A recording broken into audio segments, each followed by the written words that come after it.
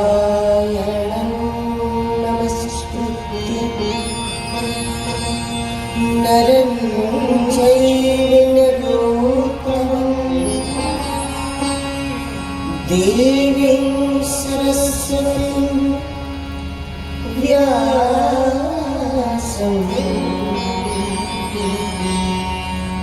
ततो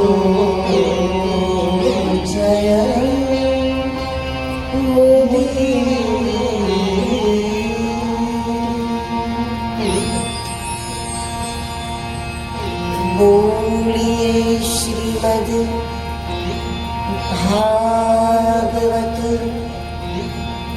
महापुराण की जय।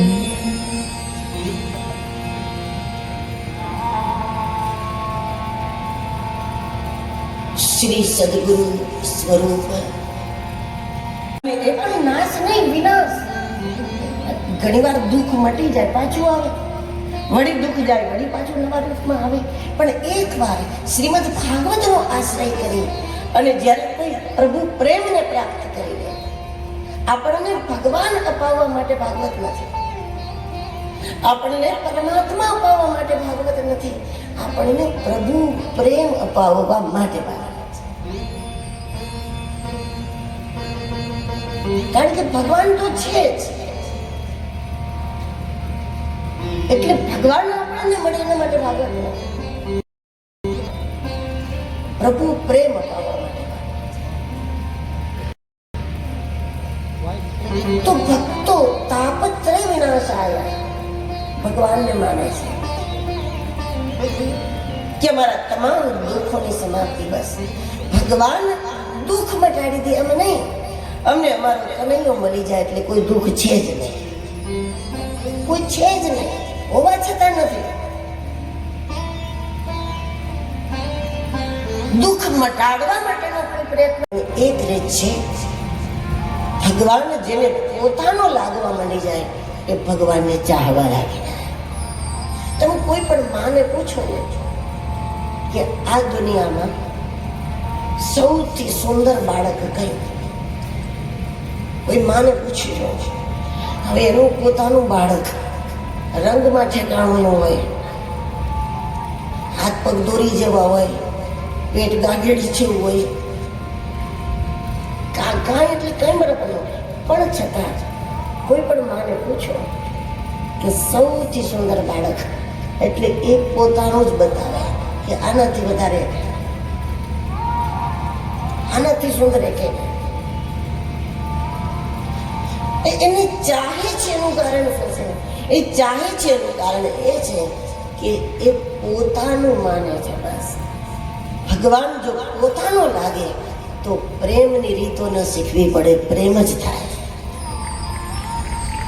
ભગવાન પોતાનો લાગવો એ મહત્વનું છે. તો છેલ્લા 10-20 જન્મોથી, છેલ્લા 50-100 જન્મોથી, 100-200 જન્મોથી જે દિશામાં આપણી ગતિ છે સંસાર તરફ, અને એને લઈને દરેક જન્મમાં મૃત્યુના સમયે એવું જ લાગ્યું કે કંઈક બાકી રહી ગયું, બસ આટલું બાકી રહી ગયું, બસ આટલું બાકી રહી ગયું, જેના કારણે એ માર્ગનો અંત નથી. બહુ જ ઓછા ભાગ્યશાળી લોકો એવા જગતમાં છે. જોકે એના માટે પ્રયત્ન કરવો જોઈએ કે જીવન પૂરું થાય એના પહેલા એવો અહેસાસ ગમે તેમ કરી લો, જીવન પૂરું થાય એના પહેલા એ અહેસાસ થઈ જવો જોઈએ કે કામ પૂરા થઈ ગયા છે, મારા બધા કામ પૂરા થઈ ગયા, એ અહેસાસ કરવો જોઈએ કે મારા બધા કામ પૂરા થઈ ગયા. પણ દરેક જન્મમાં કંઈક બાકી રહી ગયું છે. એ વિચારને લઈને જ્યારે આપણે શરીર છોડીએ છીએ, જેના કારણે આ પંથ લાંબો થતો જાય છે. કયો? સંસાર વાળો, કામકાજ વાળો, સંસારના વ્યવહાર વાળો, એ લાંબો થતો જાય છે પંથ આપણા માટે. જેના કારણે ભારતમાં માણસનું શરીર આપણને પ્રાપ્ત થયું અને હવે એટલો સુંદર અવસર છે આપણી પાસે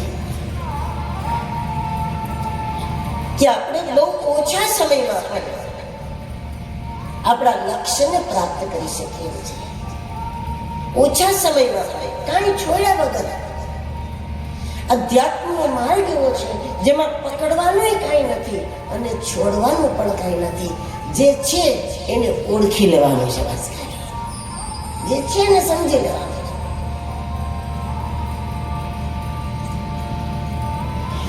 કેટલા વર્ષોથી આપણે બધા મહેનત કરતા હશું કે મને જગત ઓળખે, બસ જગત મને ઓળખે, એ બધાનું ગમે. આખી દુનિયા મને ઓળખે, આખી દુનિયા મને ઓળખે, એવા દરેક લોકો પ્રયત્ન કરતા હોય છે. પણ આખી દુનિયા તમને ઓળખે એમાં કોઈ લાભ નથી. એકવાર તમે દુનિયાને ઓળખી જાઓ એમાં ફાયદો છે. દુનિયા આપણને ઓળખે એ ભાગ્ય છે અને આપણે દુનિયાને ઓળખી જાય એ ભગવત કૃપા છે, એ ભગવાનની પૂરી કૃપા કે આપણે દુનિયાને ઓળખી.